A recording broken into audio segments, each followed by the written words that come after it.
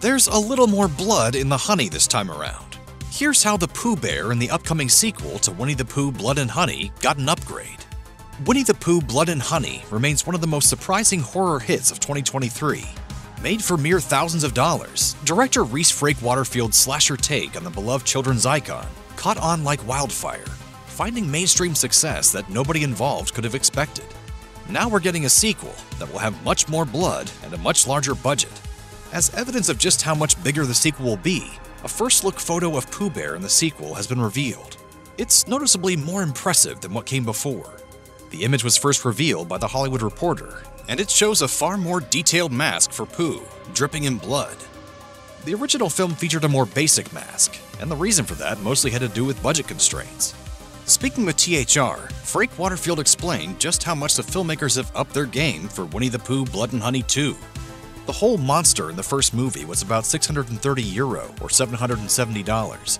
But this time we have people doing the prosthetics. It's a company that has worked on Harry Potter's Voldemort and Star Wars, and that's why Pooh looks a bit more scary.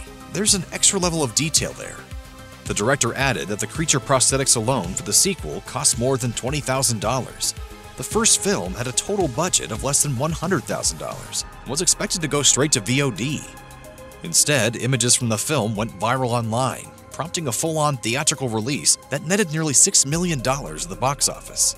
So everyone who kind of grew up on Winnie the Pooh when they were younger, and fast forward 20 years, now you've got this version.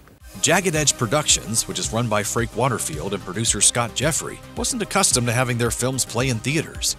This time around, however, they're very much ready for the big screen.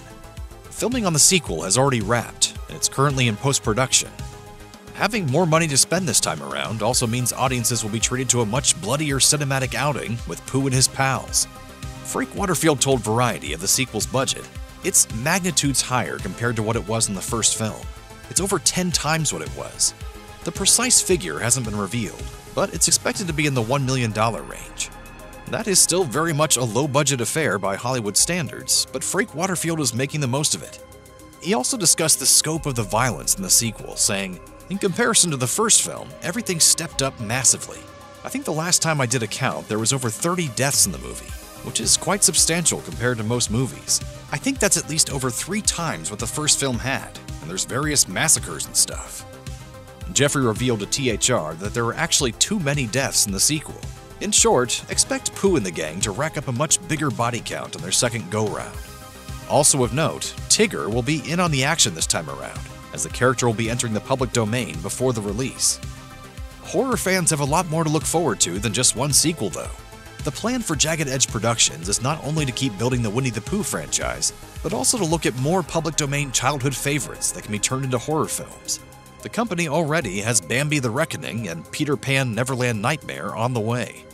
As one might expect, the plan is for these films to form a universe not unlike the Marvel Cinematic Universe, with the end goal being a big crossover film down the line.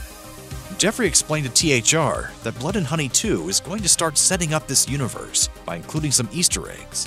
"I want them to interact with one another. There's going to be Easter eggs in Winnie the Pooh 2 about 2 films that have not been announced yet, just a little tiny wink. And then later down the line, I guess when we run out of ideas, is where they'll start meeting one another." Jeffrey also revealed how messed up some of this is going to be, saying, "With Peter Pan, we've got a Tinkerbell addicted to pixie dust like it's heroin." Frake Waterfield also discussed the broader plans, explaining that they know now that they have to keep the quality of these films up. They can't just pump out ultra-low-budget films and hope they will catch on. Things have changed now. The director said, "Last summer, someone made a Peter Pan horror film after we announced ours, and they were trying to make it look like it was us who had made it. But they just rushed it out, and that's not the game we're in anymore." Winnie the Pooh Blood and Honey 2 is due to arrive on February 14th, 2024.